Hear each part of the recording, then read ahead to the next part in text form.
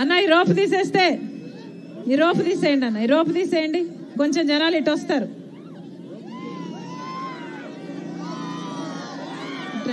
ఇట్రండి అమ్మ, ఇటు మూవ్ కండి, ఇటు మూవ్ కండి అమ్మ, ఇటు మూవ్ అమ్మ, ఇటు మూవ్ కావాలి, ఇటు మూవ్ కావాలి అమ్మ, ఇటు స్పేస్ ఉంది, ఇటు మూవ్ కావాలి. ఇస్తా చేయకండి, ఇస్తా అమ్మా, ఇస్తా ఇటు మూవ్ కావాలి అమ్మ, ఇటు రండి.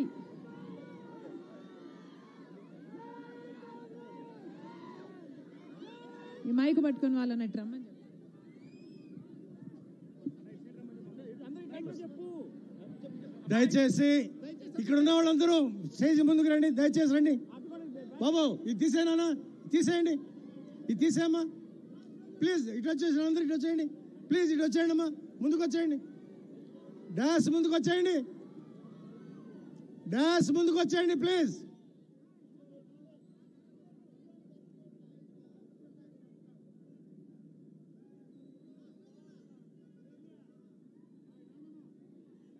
ఇటువైపు వచ్చేయండి అమ్మా, ముందుకు వచ్చేయండి.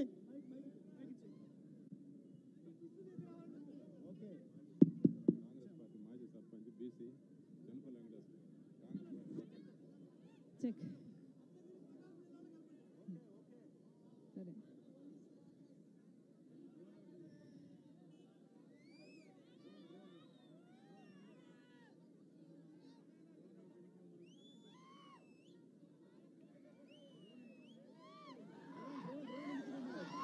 ఇది కొంచెం ఇటు తీసేయండి అమ్మా. Thank you. మరొకసారి అందరికీ నమస్కారం.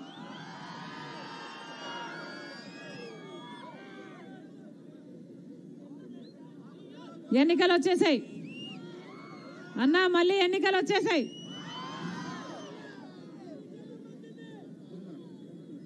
తెలుగుదేశం వాళ్ళు, వైసీపీ వాళ్ళు డబ్బులు ఇస్తామని వస్తారు, అవునా? ఎంతన్నా ఓటుకి?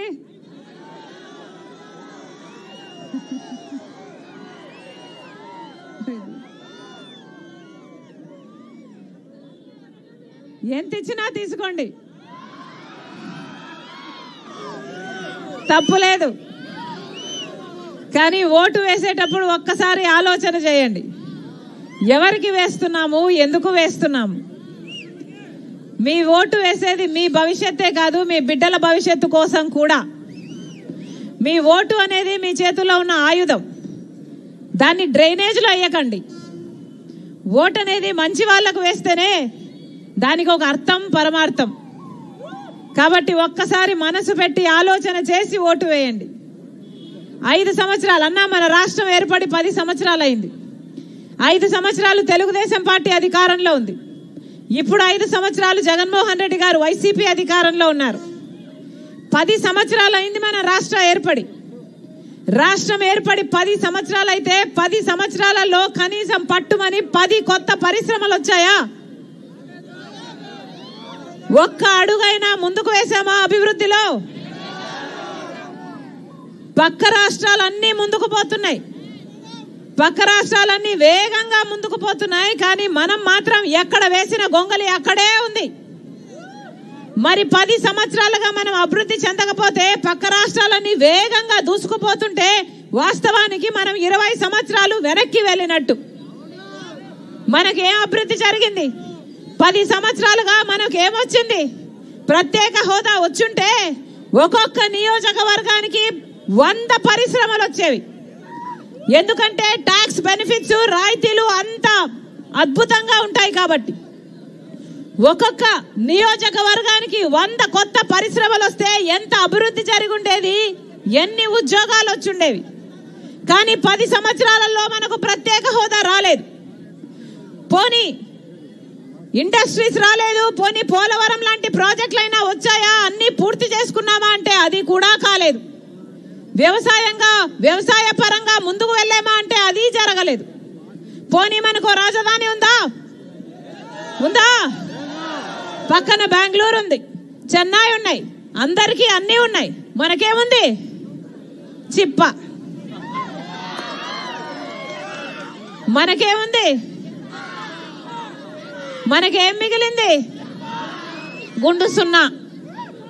కనీసం ఇది మా రాజధాని అని చెప్పుకోవడానికి ఒక్క రాజధాని కూడా లేకపోయిందే. 5 సంవత్సరాలు చంద్రబాబు గారు సింగపూర్ను చేస్తానన్నాడు, అమరావతిని 3D గ్రాఫిక్స్ చూపించారు. 5 సంవత్సరాలలో ఏమీ చేయలేదు. ఆ తర్వాత జగన్మోహన్ రెడ్డి గారు ముఖ్యమంత్రి అయ్యారు. ఈయనకు 1 సరిపోలేదు, 3 చేస్తానన్నాడు.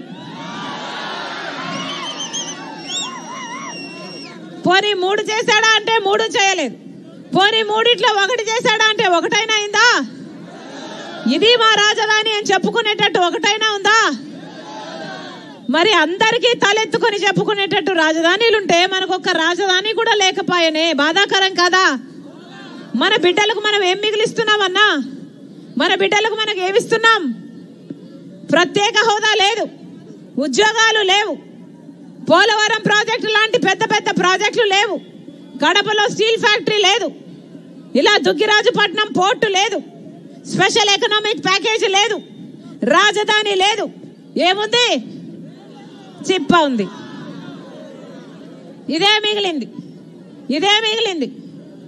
బీజేపీ పార్టీ 10 సంవత్సరాలుగా అధికారంలో ఉంది కేంద్రంలో. మన రాష్ట్రం కోసం ఒక్కటైనా చేసిందా బీజేపీ పార్టీ? మనకు ప్రత్యేక హోదా ఇవ్వగలరు. 10 సంవత్సరాల కింద మోడీ వచ్చి నేను 10 సంవత్సరాల ప్రత్యేక హోదా ఇస్తానన్నాడు ఎన్నికలకు ముందు 10 సంవత్సరాలు తిరుపతిలో. పోనీ 10 సంవత్సరాల కింద చెప్పాడే, 1 సంవత్సరమైనా మనకు ప్రత్యేక హోదా ఇచ్చారా అంటే 10 సంవత్సరాలు వెన్నుపోటు పొడుస్తూనే ఉన్నాడు మోడీ మనకు. పోనీ పోలవరం ప్రాజెక్ట్ ఇచ్చిందా బీజేపీ పార్టీ అంటే అది ఇవ్వలేదు. రాజధాని కట్టుకోవడానికి డబ్బులు ఇచ్చిందా బీజేపీ పార్టీ అంటే అది ఇవ్వలేదు. బీజేపీ పార్టీ మనకు చేయాల్సిన దాంట్లో మన హక్కులలో ఒక్కటి కూడా ఇయ్యలేదు. మన హక్కుల్ని మొత్తాన్ని కాలరాసింది బీజేపీ పార్టీ. అయినా కూడా 5 సంవత్సరాలు చంద్రబాబు గారు గులాంగిరి చేశారు. ఇప్పుడు 5 సంవత్సరాలు మళ్ళీ అదే బీజేపీ పార్టీకి జగన్మోహన్ రెడ్డి గారు గులాంగిరి చేశారు. ఇద్దరు ఈ రోజుటి వరకు కూడా బీజేపీ కొంగు పట్టుకొని తిరుగుతున్నారు. ఇద్దరికి చంద్రబాబుకు బీజేపీ పార్టీయే కావాలట, జగన్మోహన్ రెడ్డి గారికి బీజేపీ పార్టీయే కావాలట. మన రాష్ట్రంలో ఇక్కడ ఒక ట్రయాంగిల్ లవ్ స్టోరీ నడుస్తుంది.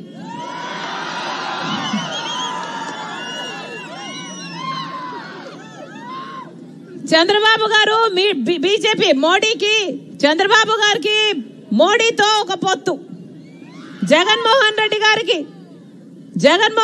గారు మోడీకి తొత్తు. ఇదే జరుగుతుంది 10 సంవత్సరాలుగా మన రాష్ట్రంలో ఇదే చూస్తున్నాం. అసలు రాజశేఖర రెడ్డి గారు బీజేపీ పార్టీని ఎంత వ్యతిరేకించారు? ఒక్కసారైనా బీజేపీని మెచ్చుకున్నారా రాజశేఖర రెడ్డి గారు? గోత్రా విషయంలో రాజశేఖర రెడ్డి గారు బీజేపీ పార్టీని దులిపి ఉతికి ఆరేశారు. ఎందుకంటే బీజేపీ పార్టీ ఒక మతతత్వ పార్టీ కాబట్టి. బీజేపీ పార్టీకి తెలిసిన రాజకీయం మతం పేరుతో చిచ్చు పెట్టాలి, ఆ మంటలో చలి కాచుకోవాలి. ఇదే బీజేపీ పార్టీకి తెలిసిన రాజకీయం. బీజేపీ పార్టీకి తెలిసిన రాజకీయం ఒక మతాన్ని అవమానించాలి, ఇంకో మతాన్ని రెచ్చగొట్టాలి. ఇదే బీజేపీ పార్టీకి తెలిసిన రాజకీయం. బీజేపీ పార్టీ సంవత్సరానికి 2 కోట్ల ఉద్యోగాలు ఇస్తామన్నారు. 10 సంవత్సరాలలో 20 కోట్ల ఉద్యోగాలు ఇచ్చుండాలి. మన ఆంధ్ర రాష్ట్రానికి ఎన్ని కోట్లు ఇచ్చారన్నా? మన బిడ్డలకు ఉద్యోగాలు వచ్చాయా? 1 కోటైనా వచ్చిందా? పోనీ 10 లక్షలైనా వచ్చాయా? పోనీ 1,00,000 ఇచ్చాడా? లేదు. బీజేపీ పార్టీ రైతులకి ఆదాయము దుగనం చేస్తామన్నారు, డబుల్ చేస్తామన్నారు. అయిందానా? వ్యవసాయం ఎలా ఉంది? ఒక్క మాట నిలబెట్టుకోలేదు బీజేపీ పార్టీ. అయినా అదే బీజేపీ పార్టీకి ఒక పక్క చంద్రబాబు గారు, ఒక పక్క జగన్మోహన్ రెడ్డి గారు ఇద్దరు గులాంగిరి చేస్తున్నారు. రాజశేఖర రెడ్డి గారు సొంత తండ్రి బీజేపీ పార్టీని అంత వ్యతిరేకిస్తే కొడుకై ఉండి జగన్మోహన్ రెడ్డి గారు అదే బీజేపీ పార్టీని ముద్దాడని రోజే లేదు. ఏ బిల్లు ప్రవేశపెట్టినా బీజేపీ పార్టీకి మద్దతు ఇచ్చాడు జగన్మోహన్ రెడ్డి గారు. ఏ అవసరం వచ్చినా, ఏ ప్రాజెక్టు బీజేపీ పార్టీ వాళ్ళు అడిగినా ఆ ప్రాజెక్టును రాసిచ్చేశాడు జగన్మోహన్ రెడ్డి గారు. ఆఖరికి మన విశాఖ స్టీలును కూడా కాజేసే ప్రయత్నం చేస్తుంది బీజేపీ పార్టీ, మోడీ కలిపి. ఎప్పుడు అడ్డుకున్నాడు జగన్మోహన్ రెడ్డి గారు? ఆఖరికి మణిపూర్ లో అంత ఘోరంగా క్రైస్తవుల ఊచకోత జరుగుతుంటే అక్కడ కూడా అడ్డుకోలేదు జగన్మోహన్ రెడ్డి గారు. మరి రాజశేఖర రెడ్డి గారి కొడుకై ఉండి రాజశేఖర రెడ్డి గారి ఆశయాలను నిలబెట్టిన వాడు జగన్మోహన్ రెడ్డి గారు ఎలా అవుతాడన్నా ఆలోచన చేయండి. నిజంగానే రాజశేఖర రెడ్డి గారి ఆశయాలను నిలబెట్టే వాడు జగన్మోహన్ రెడ్డి అవునో కాదో మీరే ఆలోచన చేయండి. రాజశేఖర రెడ్డి గారు రైతును ఎక్కడ పెట్టుకున్నాడన్నా? రైతును ఎక్కడ పెట్టుకున్నాడు రాజశేఖర రెడ్డి గారు? నెత్తి మీద పెట్టుకున్నాడు. వ్యవసాయం పండుగ అయింది రాజశేఖర రెడ్డి గారు ముఖ్యమంత్రిగా ఉన్నప్పుడు. మద్దతు ధర ఇచ్చాడు, రుణమాఫీ చేశాడు, ఇన్పుట్ సబ్సిడీ, ఎరువుల మీద సబ్సిడీ, విత్తనాల మీద సబ్సిడీ, డ్రిప్ మీద సబ్సిడీ, పంట నష్టపోతే పంట నష్టపరిహారం, యంత్రాల మీద సబ్సిడీ, అన్ని చేశాడు కదా రాజశేఖర రెడ్డి గారు రైతుల కోసం. జలయజ్ఞం చేశాడు, ఎంత అద్భుతంగా చూసుకున్నాడు రైతుల్ని. మరి అదే తండ్రికి కొడుకు అయి ఉండి జగన్మోహన్ రెడ్డి గారు ఏం చేశారు? మద్దతు ధర ఉందా అన్నా? కనీసం డ్రిప్ వేసుకుందామంటే డ్రిప్ మీద సబ్సిడీ ఉందా? ఇప్పుడు యంత్రాల మీద సబ్సిడీ ఉందా? పంట నష్టపోతే కనీసం పంట నష్టపరిహారం ఉందా? రైతన్న వాడికి గౌరవం ఉందా? పండించిన పంటకు విలువ ఉందా? రైతులు మొత్తం అప్పుల పాలు కాలేదా? అప్పుల పాలై ఆత్మహత్యలు చేసుకుంటున్నా ఈ రోజు పట్టించుకోవడం లేదు జగన్మోహన్ రెడ్డి గారు. ఇలాగే 5 సంవత్సరాల క్రితము జగన్మోహన్ రెడ్డి గారు మైకు పట్టుకొని ఇలాగే ఎన్నికలప్పుడు నాకు ఓట్లేయండి, నేను ప్రతి సంవత్సరము 3,000 కోట్ల ధర స్థిరీకరణ నిధి పక్కన పెడతాను, రైతన్న వాడు నష్టానికి అమ్ముకునే అవసరమే లేకుండా నేను 3,000 కోట్లను పక్కన పెడతానన్నాడే జగన్మోహన్ రెడ్డి గారు. మరి ఒక్క సంవత్సరమైనా జగన్మోహన్ రెడ్డి గారు 3,000 కోట్లు రైతుల కోసం పక్కన పెట్టాడా అన్నా? వచ్చిందా మద్దతు ధర?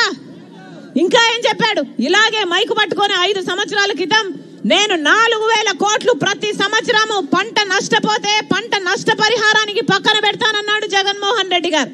మరి మేనిఫెస్టోలో కూడా చేర్చి ఒక్క సంవత్సరమైనా 4,000 కోట్లు పంట నష్టపోతే రైతులకు పక్కన పెట్టారా జగన్మోహన్ రెడ్డి గారు?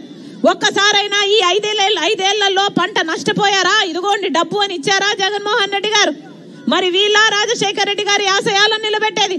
పక్కనే చూస్తున్నాం గుండ్లగుమ్మ ప్రాజెక్టు, రాజశేఖర రెడ్డి గారు కట్టిన ప్రాజెక్టు.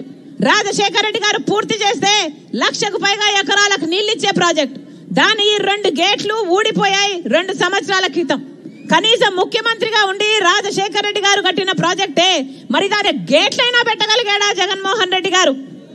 గేట్లైనా పెట్టగలిగాడా జగన్మోహన్ రెడ్డి గారు? అదైనా చేతనైందా జగన్మోహన్ రెడ్డి గారికి?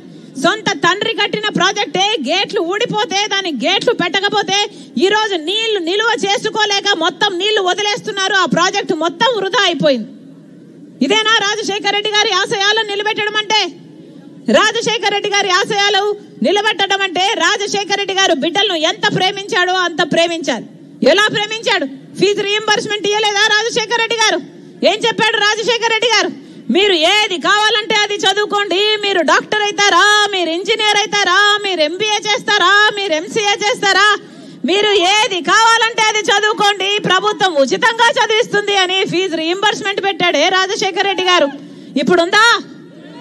కూలీ నాలీ చేసుకుని బిడ్డలు చదువుకుంటే పోనీ ఉద్యోగాలు ఉన్నాయా?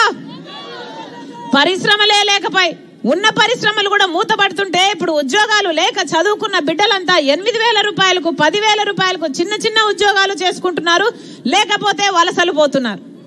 ఆఖరికి మన రాష్ట్రం ఎలా తయారవుతుందంటే అభివృద్ధి చెందక 10 సంవత్సరాలలో ముందడుగు వేయక కొత్త ప్రాజెక్టులు కొత్త ఇండస్ట్రీలు ఏవి రాక ఆఖరికి ఉద్యోగాలు లేక మన బిడ్డలంతా బయట వలసపోతే ఆఖరికి యువతే లేని రాష్ట్రంగా తయారైతుంది మన రాష్ట్రం. ఇదేనా మనకు కావాల్సింది? పోనీ ప్రభుత్వ పరంగా ఏమైనా ఉద్యోగాలు ఇస్తున్నారా అంటే జగన్మోహన్ రెడ్డి గారు ఇలాగే మైకు పట్టుకొని 5 సంవత్సరాల క్రితం 2,30,000 ఉద్యోగాలు ఖాళీగా ఉన్నాయి, నేను ముఖ్యమంత్రి అయితే అన్ని భర్తీ చేస్తానన్నాడు జగన్మోహన్ రెడ్డి గారు. అయినాయా అన్న? భర్తీ అయినాయా? సంక్రాంతి వచ్చినప్పుడల్లా జాబ్ క్యాలెండర్ వస్తుంది అన్నాడు జగన్మోహన్ రెడ్డి గారు. ఇలాగే మైకు పట్టుకొని 5 సంవత్సరాల క్రితం 5 సంక్రాంతులు వచ్చాయి పోయాయి. జాబ్ క్యాలెండర్లు ఎన్నొచ్చాయి? ఒకటైనా వచ్చిందా? ఒక్కటి కూడా రాలేదు. 5 సంవత్సరాలు అయ్యింది, ఇప్పటికీ ఆ 2,25,000 ఉద్యోగాలు ఇప్పటికీ కూడా ఖాళీగానే ఉన్నాయి ప్రభుత్వ శాఖల్లో. మరి 5 సంవత్సరాలు జగన్మోహన్ రెడ్డి గారు ఏం చేసినట్టు? గుడ్డి గుర్రాలకు పళ్ళు తోమినట్ట? గాడిదలు కాసినట్ట? 5 సంవత్సరాలు గడిచిపోయాయి. ఆ రోజు జగన్మోహన్ రెడ్డి గారు చెప్పిన మాట 23,000 టీచర్ ఉద్యోగాలు ఖాళీగా ఉన్నాయి, సిగ్గులేదా చంద్రబాబు? 7,000కే నోటిఫికేషన్లు ఇచ్చావని ఆ రోజు చంద్రబాబుని తిట్టాడు జగన్మోహన్ రెడ్డి గారు. నేను ముఖ్యమంత్రి అయితే 23,000తో మెగా డిఎస్సి ఇస్తానని చెప్పాడు జగన్మోహన్ రెడ్డి గారు. 5 సంవత్సరాలు అయింది, ఇంతవరకు ఆ మెగా డిఎస్సి రాలేదు. ఇప్పుడు ఎన్నికలు వచ్చాయి. ఎన్నికలకు 2 నెలలు ముందు ఉంది అనగా ఇప్పుడు ఒక దగా డిఎస్సి 6,000కి ఇచ్చాడు జగన్మోహన్ రెడ్డి గారు. ఆ రోజు చంద్రబాబు గారు 7,000కి ఇస్తే ఈ రోజు జగన్మోహన్ రెడ్డి గారు 5 ఏళ్ల తర్వాత 6,000కి ఇచ్చారు. మరి ఏమనాలన్నా వీళ్ళ రాజశేఖర రెడ్డి గారి ఆశయాలను నిలబెట్టేది? ఎలక్షన్లకు ముందు 2 నెలల ముందు నోటిఫికేషన్లు ఇస్తే పరీక్షలు ఎప్పుడు కావాలి, ఉద్యోగాలు ఎప్పుడు రావాలి? ఇది అయ్యేదా సచ్చేదా? ఉద్యోగాలు కూడా లేవే ఈరోజు బిడ్డలకు. ఇదేనా రాజశేఖర రెడ్డి గారి ఆశయాలను నిలబెట్టడం అంటే? 5 సంవత్సరాలు అయింది, బిడ్డలకు ఉద్యోగాలు ఎందుకు రాలేదన్నా ఆలోచన చేయండి. మళ్ళీ చెప్తున్నాం, కనీసం కుంభకర్ణుడైనా 6 నెలలు నిద్రపోతాడు, 6 నెలలు పనిచేస్తాడు. మరి జగన్మోహన్ రెడ్డి గారు ఏం చేశారు? ఈ 5 సంవత్సరాలలో ఎప్పుడైనా కనిపించాడా? అసలు రాజశేఖర రెడ్డి గారి హయాంలో ఎలాగుండే? ప్రజా దర్బార్ ఉండే రాజశేఖర రెడ్డి గారు అప్పుడు.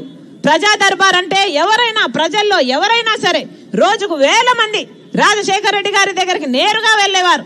ఫీజు రీయింబర్స్మెంట్ కోసమైనా, ఆరోగ్యశ్రీ కోసమైనా, ఇల్లు లేదనో, లేకపోతే పెన్షన్ లేదనో, లేకపోతే ఏ సమస్య అయినా రాజశేఖర రెడ్డి గారు అక్కడికక్కడికే పరిష్కరించేసేవాడు.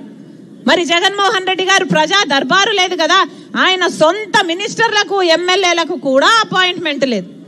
ఇక మీకు దిక్కేమిటి? ఇదేనా రాజశేఖర రెడ్డి గారి ఆశయాలను నిలబెట్టడం అంటే?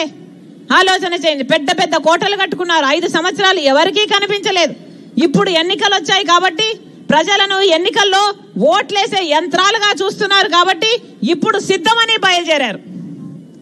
దేనికి సిద్ధమన్నా? మళ్ళీ 8,000 కోట్ల అప్పులు చేయడానికి సిద్ధమా?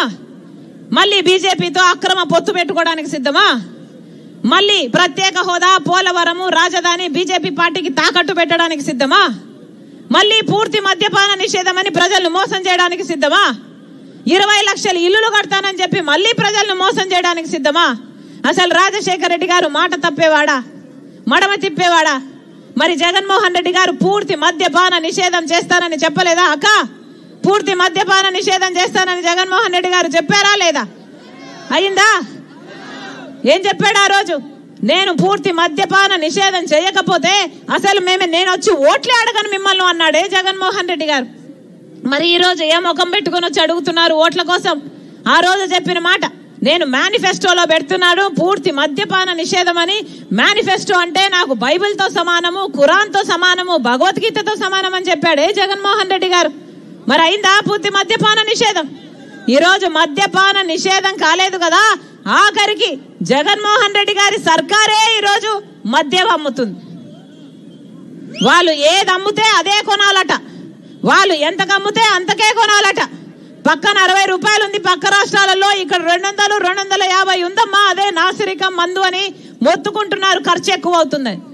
పక్కనేమో ఎన్ని గొప్ప బ్రాండ్లు ఉన్నాయి తల్లి, ఇక్కడేమో నాసిరకం మందు బూమ్ బూమట.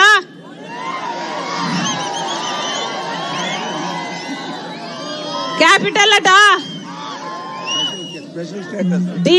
డిఎస్సి అట, స్పెషల్ స్టేటస్ అట, అన్ని మద్యం షాపులోనే ఉన్నాయి. వాగ్దానాలన్నీ ఎక్కడ నిలబెట్టుకున్నారయ్యా అంటే అదిగో మద్యం షాపులు అన్ని నిలబెట్టుకున్నాం అన్నట్టుగా ఉంది. ఈ నాసిరకం మందు తాగి మన రాష్ట్రంలో పక్క రాష్ట్రాల కంటే 25% మంది ఎక్కువ చచ్చిపోతున్నారు, గుండె లివరు చెడిపోయి. ఇది ఇక్కడ జరుగుతున్నది.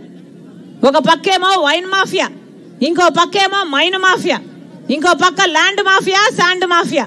ఇవన్నీ సరిపోవన్నట్టు ఇప్పుడు హంతకులను కూడా ప్రోత్సహిస్తూ సొంత చిన్నాననే హత్య చేయించిన వాళ్ళను కాపాడమే కాకుండా మళ్ళీ వాళ్ళకే ఎంపీ టికెట్ ఇచ్చాడు జగన్మోహన్ రెడ్డి.